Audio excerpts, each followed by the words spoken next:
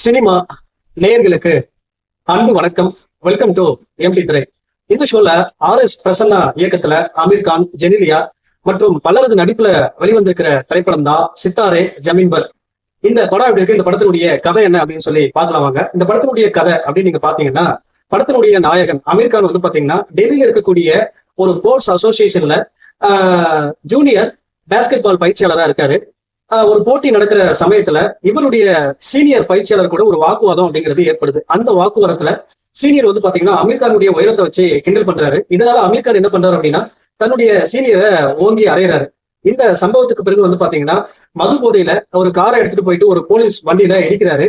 இதன் காரணமா என்ன நடக்குது அப்படின்னா, நீதிமன்றத்துல சிறைக்கு போறீங்களா இல்லைன்னா சமூக சேவை செய்ய போறீங்களா அப்படிங்கிற மாதிரி கேட்கிறாங்க. தன்னுடைய வழக்கறிஞருடைய ஆலோசனையின்படி இவர் வந்து சமூக சேவை செய்ய போறேன் அப்படிங்கிற மாதிரி சொல்றாரு. இவர் சமூக சேவை செய்யறதுக்காக மாற்றுத்திறனாளிகளுக்கான ஒரு பேஸ்கெட் பயிற்சியாளரை இவரை அனுப்பி வைக்கிறாங்க. மற்றவர்களோட கேலி கிண்டல் செய்யக்கூடிய குணமுடைய அமீர் கான் மாற்றுத்திறனாளிகளை எப்படி தேசிய சாம்பியன்ஷிப் போட்டிக்கு தயார்படுத்துறாரு, அது மட்டும் இல்லாம அந்த வேலையை ஒழுங்கா பண்ணாரா இல்லையா, மற்ற நபர்களுடைய உணர்வுகளை புரிந்து கொள்ளக்கூடிய நபரா மாறினாரா இல்லையா அப்படிங்கிறதா இந்த படத்தினுடைய மீதி கதை. இந்த படத்தை பத்தி ஆலோசனம் அப்படின்னா, 2007 வெளிவந்து வசூல் ரீதியாகவும் விமர்சன ரீதியாகவும் நல்ல வரவேற்பை பெற்ற படம் தான் தாரே ஜமீன் பர். இந்த படத்தினுடைய அடுத்த வேர்ஷனா தான் இந்த படத்தை RS பிரசன்னா இயக்கியிருக்காரு. இந்த படத்துல வந்து பாத்தீங்கன்னா மனித உணர்வுகளை வெளிப்படுத்தக்கூடிய நிறைய கதைகள்ல அமீர் கான் நடிச்சிருந்தாலும் இந்த படத்தினுடைய கதாபாத்திரம் அவருக்கு ஒரு சவாலான கதாபாத்திரமான்னு கேட்டீங்க அப்படின்னா இல்ல அப்படின்னு தான் சொல்லுவேன். அல்வா சாப்பிட்ற மாதிரி நடிச்சுட்டு போயிருக்காரு. குறிப்பா தன்னுடைய யதார்த்தமான நடிப்பை வெளிப்படுத்தி ரசிகர்களுடைய மனசை கவர்ந்திருக்காரு அப்படின்னு தான் சொல்லணும். அதே போல தன்னுடைய உயரத்தை வச்சு கிண்டல் பண்ணும்போது ரொம்ப பாசிட்டிவா நடிச்சிருக்காரு. அதே போல இந்த படத்தினுடைய கதை சாம்பியன்ஸ் அப்படிங்கிற ஒரு பாரிஸ் திரைப்படத்தை தழுவிதான் இந்த படத்தை எடுத்திருக்காங்க. எமோஷனை தாண்டி இந்த படத்துல காமெடிக்கு அதிகமா முக்கியத்துவம் கொடுத்திருக்காங்க. படம் முழுக்க நம்மள சிரிக்க வச்சிருக்காங்க.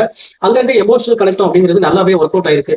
ஜெனிலியாவை பொறுத்த வரைக்கும் வந்து பாத்தீங்கன்னா முதல் பாதியில சுத்தமா வரல, 2ஆம் பாதியில தான் வராங்க. சோ அவங்க தன்னுடைய சிறப்பான நடிப்பை வெளிப்படுத்திருக்காங்க அப்படின்னு தான் சொல்லணும். அவங்க கொடுக்கப்பட்ட வேலையை நிறைவா பண்ணியிருக்காங்க.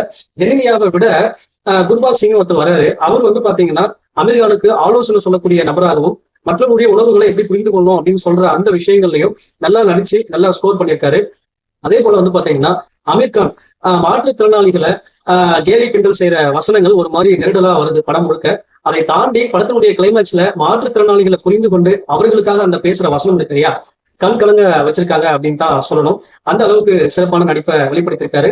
அதே போல வந்து பாத்தீங்கன்னா இந்த மாற்றுத்திறனாளிகள் அந்த பேஸ்கெட் பால்ல தொடர் வெற்றிகளை பெறாங்க. அதுக்கான மெனக்கெடுதல்களை திரையில காட்டல அப்படின்னு தான் சொல்லணும். இன்னும் கொஞ்சம் டீட்டெயிலா காட்டியிருக்கலாம். மற்றபடி வந்து பாத்தீங்கன்னா இந்த படம் வந்து பாத்தீங்கன்னா ஒரு தரமான படமா அமைஞ்சிருக்கு.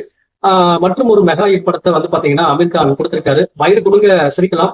படத்தினுடைய நீளம் தான் கொஞ்சம் குறையா இருக்கு. மற்றபடி வந்து பாத்தீங்கன்னா அந்த படத்தை தாராளமா நீங்க திரையில பார்த்து என்ஜாய் பண்ணலாம். இந்த படத்துக்கு எம்பி திரை கொடுக்குற ரேட்டிங் 5க்கு 3.25. அடுத்த ஒரு சந்திக்கிறேன். நன்றி, வணக்கம்.